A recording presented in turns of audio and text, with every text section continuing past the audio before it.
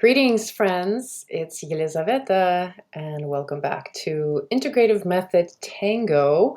But today we're doing something a little bit different after my last week's tutorial on dancing in flats and the proper technique for dancing in flats. I've had a lot of people asking me about what are my choices for dancing in the follower or leader role and what shoes I wear. So I thought I would share with you my current favorite lineup of shoes, ranging from non-dance shoes, non-tango shoes, to shoes that are actually meant for tango. So hopefully that gives you sort of a range of possibilities that you can work with.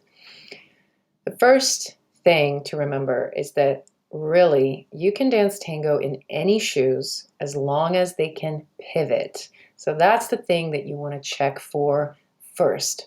Now, if you have a favorite pair of shoes and you don't, if you're not able to pivot in them, but you want to dance, what you can do is take them to a shoemaker or a shoe repair place rather, and have them cover the bottom of the shoe with suede or some sort of other material that allows you to pivot. They know this, they know how to do it, so you just have to go in there and tell them you're a dancer and you need your shoes fixed for that. So they can do that to any shoe. So that's just to start.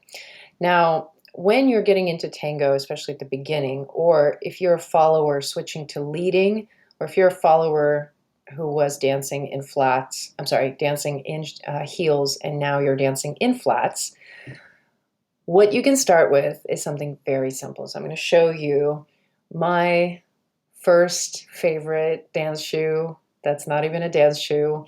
I've danced everything in those shoes, from tango, blues, salsa, fusion, really any dance. It's like the unofficial official dance shoe of the social dance world, and that is Tom's shoes. This is my most recent pair, and these are actually in pretty good condition considering. Granted, I haven't been wearing them very much. I've switched to other shoes.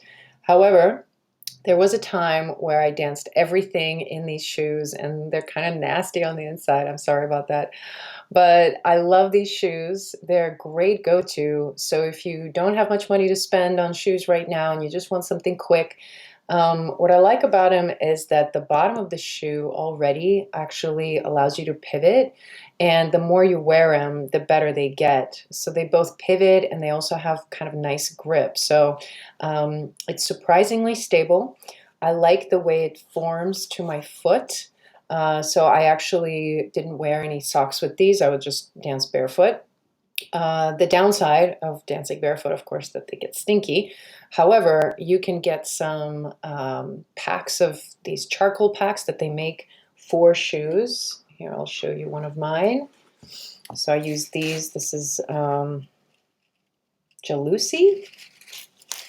Here's the brand name. This is like a charcoal pack, and you can just stick them in after dancing, and it takes away bad smells. So this is a really great find to have, a recommendation from another dancer friend at some point.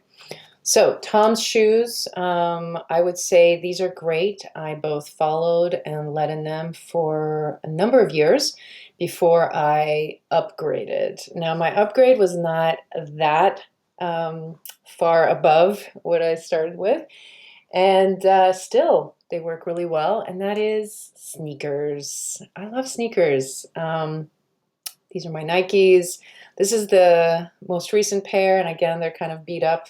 I've worn them a lot. And the only thing that if you go with sneakers, when you first start dancing on them, the bottom of the shoe is actually a little bit sticky. So it does take a little bit of time of wearing it out. However, one hack that you can do is you can take a sock and cut up a section and just put it over this area here so that it wraps around here, and then you have a more soft area to pivot on. And that's actually a trick you can do for any shoe.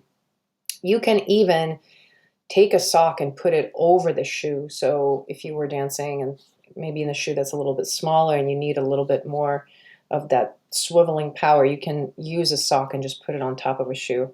I've even danced in five-toe shoes before in that way. Like, so I just put the five-toe shoes on and then put the sock on top of that. However, it does have the chance of getting a little bit more slippery than you want. So you just have to test it out and see what works for you. And that strip that you could cut out from your sock, they actually make those. I don't know what they're called, but you can look up at like a dance supply store. They typically will make something like that specifically for this purpose. So that's the upgrade. Great for following, great for leading. I would say the only thing you'll notice, it's a little bit of a bulkier shoe. So I do notice that I just have a little bit more space that I take up with these shoes, but not super significant. So I still love using sneakers. I will dance in them most of the time if I'm attending something very casual and I don't want to change my shoes and I have my sneakers on. I can just dance in these, and they're very comfortable. I've also seen leaders buy sort of dress shoes that look like sneakers. So it's like a hybrid shoe where it like looks really nice on top and it has this kind of sneaker bottom. That's also an option that I'm interested in exploring myself. So that's the second level of your shoe choice. You can go with just some sneakers. I've seen people wear Converse shoes or any other type of lace-up shoe. Again, your own question to yourself is going to be, can you pivot easily to protect your knees? And then secondly, your personal comfort level. Some people really like the cushion. They like the absorbing power of a sneaker. And some people really like, as little as possible between their foot and the floor, and for which the Toms is kind of a great option. All right, so then after I was dancing in these for a while, I moved up a notch, and here's another unofficial official brand of the tango world, the shoes, but for leaders. This is particularly for leaders, and that is Pumas. You might have seen some leaders wear Pumas. They are a little bit more stylish. I like the design of the Pumas. I like the white, and these actually I inherited from my boyfriend. And on these shoes, this is an example. So this right here, this was put on by a professional, at a shoe place. So this was put on after the shoe. These are actually very, very sticky on their own. And so there's actually a piece under here as well. So I used these shoes for quite some time. I really like them. They were just a tiny bit too big for me. So that bothered me. But when they fit well, I think they're a really nice shoe. I don't think they work very well for people with a wider toe box on their feet. So just be mindful if your toes or your kind of like the big toe ball mound area, if that area is a little bit thick, you might not like the narrowness of this shoe. But otherwise, I think this is a great option. Pumas can be a little bit pricier. Obviously, it's like not a too cheap of a brand, but sometimes you can get them on sale, or if you see them somewhere discounted, you can try them out. They're pretty cute, and I think they look kind of nice with different pants. So if you tend to wear pants or capri pants or something like that, I think they can look pretty cute. All right, so these three brands or three types of shoe is what I wear if I don't have my tango shoes, what I wore before I invested into a pair of tango shoes. So I'm going to show you a couple of pairs that I now have that I spend a lot of time dancing in. And I'm going to post the links to the websites for these shoes in the description below so you can go check them out. So this is the first shoe. These are pretty cool. I get a lot of compliments on these. So these are actual dance shoes. So they come with a bottom that's already very smooth. These are leather, and I believe These were about $150, so it's a bit of a more of an investment. But what's cool about them is they're very flexible. The leather is very, very soft. When I put them on, I had no blisters. Like I put them on, started dancing, and they felt amazing right away. These were sold to me as a practice shoe, so they're considered to be a little bit more casual. So I really like these for daily practice, for teaching. I do lead and follow in them. They do have this tiny bit of heel, which feels really nice. And yeah, I'm a big fan. I haven't seen these listed on the website that I was given, so I'm posting the website on the bottom, but you want to check and see if they actually have them on the website. Typically, the best place to get like dedicated tango shoes is at a festival or a marathon. So you might have to visit one of those when you have a chance, and you'll have a lot of options. So the brand here, it says Port Dance. And once again, I would just check their website and see if they have these on there. And then the last shoe I'm going to show you, which is like my most flashiest shoe. These are really great. So these are a little bit more dressy. These are very beautiful. They are a little bit worn here. So these are suede. One of the downsides of suede, it gets beat up a little bit, but these are dark blue with the white trim, and these two colors can be customized. So this is a handmade shoe, and you can order them based on your foot size, and they will make them to you out of whatever combinations of colors you want, which is really cool. The name of the brand is I Dance, and I as an EYE Dance. And once again, I'll have the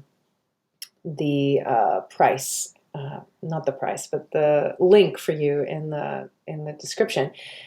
Um, this shoe is probably the most expensive shoe I own at this point. It was, I think I paid $230 for these. So these were definitely an investment. It took me a while to pick them. But once again, my experience of these shoes has been amazing. The very first time I wore them, it was to a Saturday night milonga, and I danced in them for 4 hours, 5 hours without stopping, and my feet felt incredible.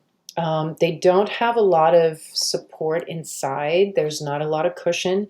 This part of the shoe, you can really feel it on the floor. So it's a really nice shoe for articulating the foot. It's very flexible, and it doesn't provide a lot of the arch support though. So that's something for you to consider. So this would be my suggestion for, if you want to have like a dress shoe and you really want to show off your moves and you're ready to make that commitment. But if you're not there yet, then consider just investing into either a nice pair of sneakers that feels really nice. So maybe something under $100. Tom's shoes, a lot of times you can get those on sale. My trick was usually to go to Nordstrom Rack and look in their shoe department, and usually there would be like an old version of Tom's, like a collection that they're discounting and that is not running anymore. So you would get like a nice break.